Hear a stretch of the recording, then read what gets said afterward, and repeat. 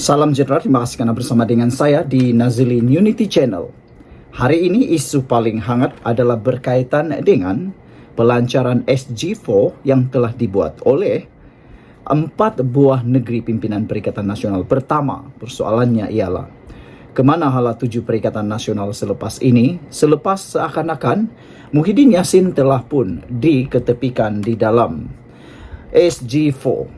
Padahal Muhyiddin Yassin ialah pengerusi Perikatan Nasional. Kemunculan Tun Mahathir Mohamad di dalam SG4 benar-benar mengejutkan ramai netizen bahkan penganalisis politik. Ramai yang menjangkakan bahawa Muhyiddin Yassin sudah tidak mempunyai tempat lagi dalam Perikatan Nasional. Muhyiddin Yassin sebenarnya sudah tidak mempunyai apa-apa lagi peluang dalam Perikatan Nasional. Berkata pepatah Melayu, ada kata Muhyiddin dah tak relevan lagi. Ada juga yang mengatakan bahawa Muhyiddin sebenarnya tiada apa-apa lagi di dalam Perikatan Nasional. Tapi tak tahulah sejauh mana kebenaran kenyataan daripada netizen dalam roman komen. Ada yang kata Muhyiddin Yassin kini tidak lebih hanya sekadar boneka pengerusi Perikatan Nasional. Ini memandangkan Muhyiddin Yassin seakan-akan tidak mempunyai suara lagi dalam Perikatan Nasional. Ada beberapa bukti yang cuba diketengahkan oleh beberapa netizen. Antaranya ialah pencalonan dalam PR Kenenggiri. Keputusan pemilihan dalam PR Kenenggiri seakan-akan telah pun menyebabkan Parti Bersatu kehilangan pengaruh apabila beberapa orang calon daripada Parti Bersatu yang telah pun diketengahkan dilihat seakan-akan telah ditolak mentah-mentah oleh PAS. Bahkan PAS pula yang masuk mencadangkan ahli PAS yang mana hanya celup 2 hari mengikuti Parti Bersatu akhirnya kalah teruk pula di PR Kenenggiri. Menjadi persoalan sekarang ialah apa status terusnya ahli PAS tersebut. Adakah beliau tetap bertahap bersatu atau sekadar salin baju sekejap dan kembali semula kepada baju yang lama? Sekarang ini menjadi satu tanda tanya, ialah sejauh mana Muhyiddin Yassin akan terus bertahan dengan teka-teki dan juga kekeliruan dalam Perikatan Nasional ini.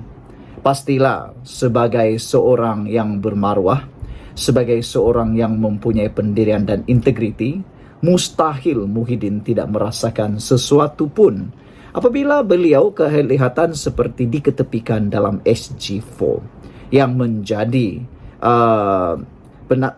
ketua penasihat dalam SG4 bukan Muhyiddin tetapi Tun Mahathir Mohamad. Dan sebenarnya sehingga ke hari ini kita masih belum nampak perdamaian antara Muhyiddin dan Tun Mahathir. Tun Mahathir dan juga Muhyiddin sehingga ke waktu ini seingat saya masih belum berdamai sepenuhnya.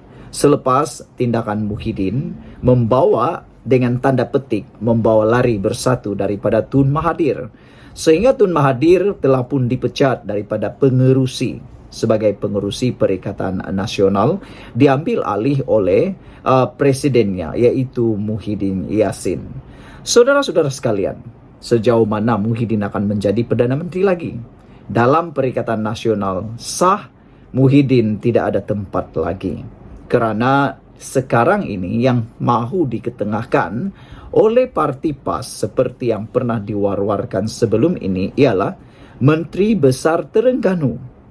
Persoalan kembali yang besar ialah apa hala 7 Perikatan Nasional selepas ini. Ditambah pula Perikatan Nasional seakan-akan sekarang ini menumpukan perhatian kepada Sabah pula. Itulah sebabnya ada yang menjangka Muhyiddin Yassin mungkin akan angkat kaki melarikan diri daripada Perikatan Nasional PN. Bukan saja kerana Muhyiddin Yassin ada yang kata ketika ini seakan-akan tinggal boneka sebagai pengerusi Perikatan Nasional. Ada juga yang mengatakan bahawa Muhyiddin Yassin seakan-akan boleh kelihatan seperti diabaikan kini dengan kemunculan Tun Mahathir dalam Perikatan Nasional. Di mana lagi kredibiliti Muhyiddin Yassin? Padahal PAS pasti tahu bahawa Muhyiddin dan juga Mahathir belum berdamai settle sepenuhnya. Kenapa PAS gagal untuk menghormati integriti dan maruah Muhyiddin? Sekarang ini yang lebih parah lagi ialah sejauh mana Parti Bersatu boleh membantu PAS menjadi kerajaan semula. Kena dilihat sekarang, PAS kini beralih pula dasar pandang ke Sabah. Mereka mula melihat Sabah sebagai lubuk. Lubuk untuk mendapatkan kerusi. Lubuk untuk mendapatkan kemenangan menjadi kerajaan semula. Persoalannya, adakah kerana parti di Sabah ini tidaklah sekuat di semenanjung Malaysia? Common lah. Parti-parti di Sabah, khususnya parti lokal, bukanlah terlalu lemah seperti yang dijangka mungkin oleh Hadiawang. Parti-parti di Sabah ini sudah cukup kuat. Bukan seperti parti 20 tahun yang lepas. Penduduk di Sabah sekarang jauh lebih intelektual, jauh lebih educated berbanding 10 tahun yang lepas. Jadi, jangan disilap nilai oleh Hadiawang yang seakan-akan Sabah ini kononnya boleh menerima PAS. Saudara, saya rasa penganalisis politik yang lain juga rasa bahawa mungkin Hadi menerima maklumat yang salah, perisikan yang salah yang kononnya menunjukkan Sabah bersedia menerima PAS. Silap-silap hari bulan, kalau PAS mau bertanding di Sabah, tidak ada satu pun kerusi yang dimenangi, dan jauh lebih daripada itu teruknya ialah mereka gagal untuk mendapatkan deposit mereka semula. Apabila pendapat anda? Adakah Muhyiddin akan terus kekal sebagai pengerusi Perikatan Nasional, ataukah ada potensi Mahathir akan dilantik sebagai pengerusi Perikatan Nasional? Sila tinggalkan komen anda. Ikuti terus ulasan selepas ini. Kita jumpa lagi. Bye-bye. Salam sejahtera. Terima kasih kerana bersama dengan saya di Nazilin Unity Channel. Akhirnya, Perikatan Nasional dedah 7 syarat peruntukan ahli Parlimen Pembangkang. Ramai netizen yang kata, betulkah apa yang mereka baca ini? Kerana sebelum ini, menurut Taqiyuddin Hasan, beliau kata MOU yang diberikan oleh, draft MOU yang diberikan oleh kerajaan, kata Taqiyuddin, terasa seperti pelik. Ada seorang penganalisis politik blogger dalam ruangan blog beliau, artikel beliau kata, kalau terasa pelik, janganlah terima MOU tersebut. Apalagi nak bising-bising kan? Kalau tak rasa sesuai atau pelik, janganlah terima. Itu je. Tapi tak apa, kita nak tengoklah apa kononnya isi 7 syarat peruntukan ahli Parlimen Pembangkang yang didedahkan oleh Taqiyuddin ini. Sejauh mana ia benar, jom kita dengar. Kadang-kadang banyak juga yang betul, ada juga yang tak betul, macam-macam lah kan. Sokongan kepada kerajaan hingga tamat penggal Parlimen ke-15 dan perkara berkaitan bangsa, agama dan raja 3R. Antara 7 syarat digariskan kerajaan perpaduan kepada ahli Parlimen Perikatan Nasional untuk mendapatkan peruntukan. Ketua WIP Perikatan Nasional, Datuk Seri Taqiyuddin Hasan berkata, isu membabitkan pengisytiharan harta turut terkandung dalam draft memorandum persefahaman MOU tersebut, namun 4 lagi tidak didedahkan. Ahli Parlimen Kota Baru itu turut menyifatkan kandungan MOU memorandum persefahaman tersebut sebagai pelik.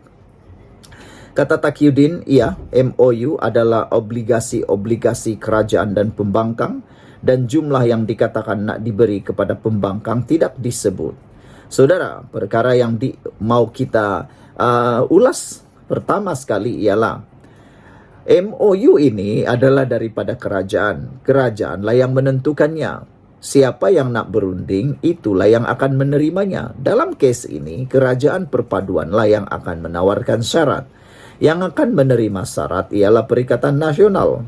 Jadi, kalau tak rasa sesuai, Perikatan Nasional haknya ialah tidak menandatangani MOU tersebut. Tetapi hak untuk kerajaan pula ialah bergantung pada syarat tersebut. Jadi, buat apa Taqiyuddin rasa pelik? Itu kan hak kerajaan untuk menentukan syaratnya. Takkanlah Perikatan Nasional pula yang menentukan syaratnya. Itu sudah terbalik. Silap-silap hari bulan, kalau Perikatan Nasional pun menjadi kerajaan dan katakanlah pembangkang adalah sekarang ini ialah kerajaan perpaduan, pasti Perikatan Nasional juga akan memberikan MOU syarat-syarat yang lebih pelik-pelik lagi. Itu sudah tentu sebab itu hak mereka. Kedua, berkait dengan sokongan kepada kerajaan, sesuailah apa yang diminta oleh kerajaan supaya tujuannya menstabilkan negara, politik negara. Kerana selagi ada cubaan untuk menjatuhkan kerajaan di tengah penggal, selagi itulah kerajaan Malaysia ini tidak stabil dan tidak akan diminati oleh pelaburan langsung asing. Yang kita mahu ialah kestabilan, bukannya sekadar kuasa, tapi kestabilan. Siapa suruh?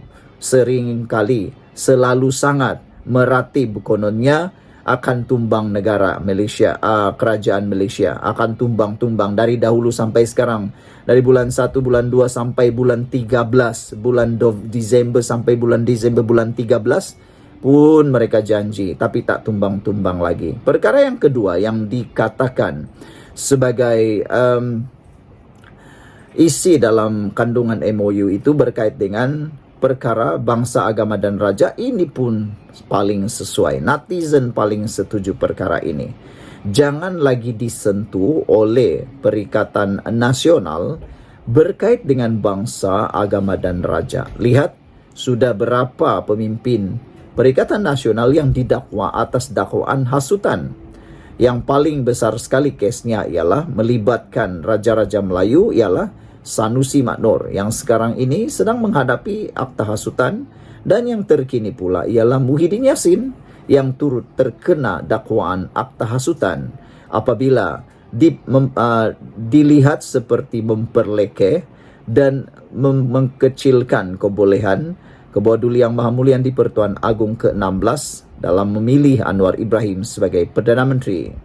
Perkara yang seterusnya adalah tentang, ini lagi yang paling disukai oleh netizen, yaitu berkait dengan pengisytiharan harta. Saudara-saudara sekalian, paling disukai oleh netizen ialah apabila isu tentang memorandum pengisytiharan harta turut terkandung di dalam MOU tersebut.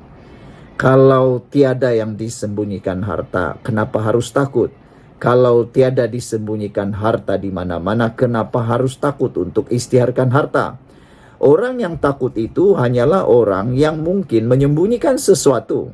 Mungkin mereka takut kedapatan mempunyai harta yang tersembunyi. Tapi kalau tiada harta yang tersembunyi, buat apa nak takut buat pengisytiharan harta? Lebih penting lagi, bukan sekadar pembangkang Perikatan Nasional yang harus mengisytiharkan harta, tetapi kerajaan perpaduan, menteri-menteri, ahli-ahli parlimen, semua adun yang ada di Malaysia wajib mengisytiharkan harta. Kerana semua penjabat awam di Malaysia juga wajib mengisytiharkan harta. Jadi ahli parlimen dan adun pun sebenarnya penjawat awam. Mereka juga wajib untuk mengisytiharkan harta mereka. Jika tidak, ini akan membawa masalah yang besar kepada Malaysia. Disitulah terjadinya menyembunyikan harta, tidak membayar cukai dan merugikan Malaysia. Saudara-saudara sekalian, apa yang penting di dalam MOU ini ialah apabila Taqiyuddin kata ada disebut pengisytiharan harta. Kami pun tak faham kenapa ahli parlimen bukan kerajaan kena isytihar harta. Itu pun tak faham. Saya hairan jugalah. Kan nak isytiharkan harta tu supaya tiada harta yang tersembunyi. Dan iya, kalau ada harta mesti bayar cukai kan. Tapi tak tahu kenapa Taqiyuddin kata pengisytiharan harta. Kita pun tak faham kenapa ahli parlimen bukan kerajaan kena isytihar harta. Takkanlah ahli parlimen kerajaan saja perlu mengisytiharkan harta. Pembangkang pun patut jadi isytiharkan harta. Itu penting. Kata Taqiyuddin, sedangkan ia hanya perlu melibatkan anggota pentadbiran kerajaan sahaja. seperti timbalan Perdana Menteri, Menteri dan timbalan Menteri. Wah, sebenarnya netizen kata semua ahli parlimen dan adun patut mengisytiharkan harta. Taqiyuddin juga berkata, Taqiyuddin berkata demikian ketika sidang akbar selepas sidang kemuncak SG4. Turut hadir Ketua Panel Penasihatnya, Tun Dr. Mahathir Mohamad. Mengulas lanjut, Taqiyuddin yang juga Setiausaha Agung PAS berkata, surat berkenan diterima pembangkang pada 6 Ogos lalu dan keputusan mengenai akan dibuat bulan ini sebelum Parlimen bersidang. Sekian dulu untuk kali ini. Jangan lupa tinggalkan komen Anda, tekan butang subscribe. Kita jumpa lagi. Bye-bye. Salam sejahtera, terima kasih karena bersama dengan saya di Nazilin Unity Channel. Pengumuman SG4 oleh Tun Mahathir Mohamad bersama dengan 4 menteri besar pimpinan Perikatan Nasional di 4 buah negeri bersama dengan Hadi Awang hari ini cukup menggemparkan Malaysia. Yang menggemparkan bukan sahaja keterlibatan Tun Mahathir di dalam rancangan kekayaan 4 negeri Perikatan Nasional ini. Tetapi yang cukup menggemparkan ialah kalau Anda lihat dalam laporan Malaysia kini, kita dapat lihat antara orang yang dijemput hadir di dalam pelaksanaan SG4 ini ialah dalam gambar yang hadir VIP ialah Menteri Besar Perlis, Menteri Besar Kedah dalam gambar yang Anda boleh lihat, Hadi Awang, Muhyiddin tiada. Tersebut pula awal. Yang ada Tun Mahathir, Samsuri, Menteri Besar Terengganu, Menteri Besar Kelantan dan Ketua WIP Pembangkang yaitu Taqiyuddin Hassan. Yang menjadi persoalan petang ini ialah di mana kedudukan Muhyiddin. Padahal Muhyiddin ialah pengerusi Perikatan Nasional. Bukankah 4 buah negeri yang ditakbir oleh PAS ini dikuasai bersama oleh Perikatan Nasional, dimenangi bersama oleh Perikatan Nasional?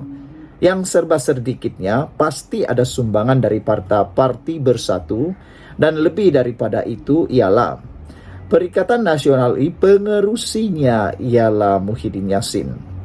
Kenapa dalam pelaksana SG4 ini tiba-tiba tiada Muhyiddin Yassin?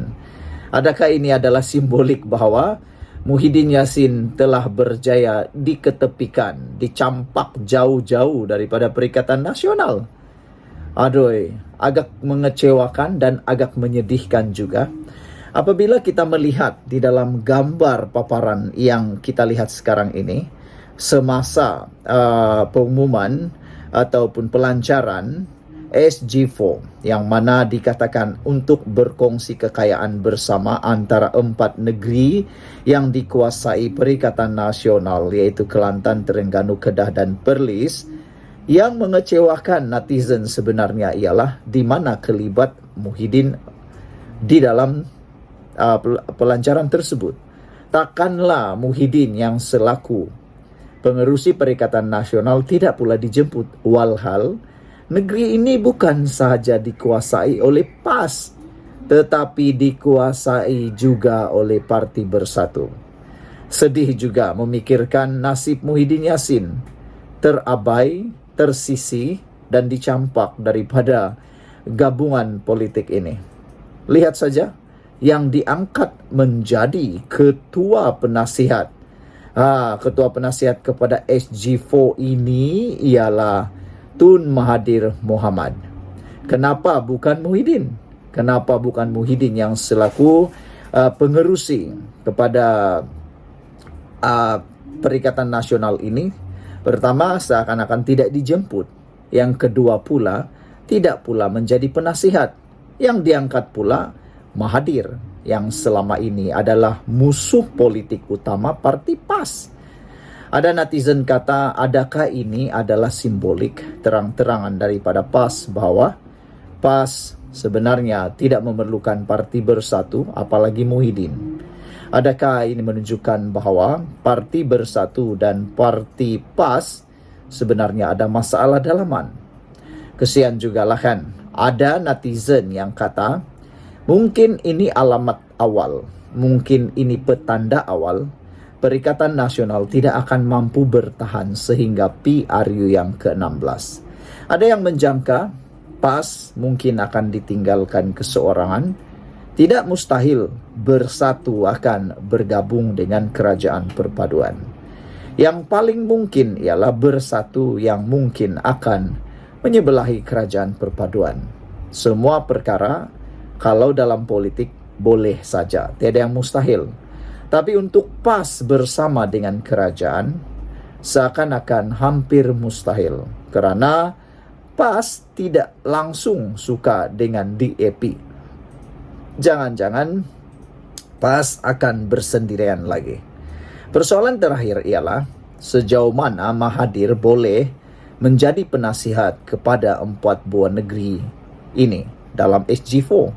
Adakah Tun Mahathir masih mempunyai bisa dan masih mempunyai kaliber, masih mempunyai kualiti seperti dahulu di waktu beliau masih kuat dan sehat? Kerana sekarang ini kita tahu Tun Mahathir dah berkali-kali masuk IJN dengan usia yang sudah terlalu tua. Mampukah lagi Mahathir menghadiri setiap mesyuarat yang diadakan sebagai penasihat? Tun Mahathir patut menyertai mesyuarat itu. Kenapa bukan Muhyiddin yang dilantik? Kenapa bukan Muhyiddin yang dijadikan VIP dalam SG4?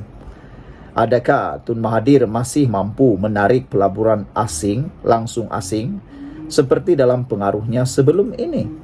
Ramai netizen kata musimnya itu sudah berubah. Seperti musim-musim juga, musim Tun Mahathir sudah pun tamat dan tidak relevan lagi kata mereka.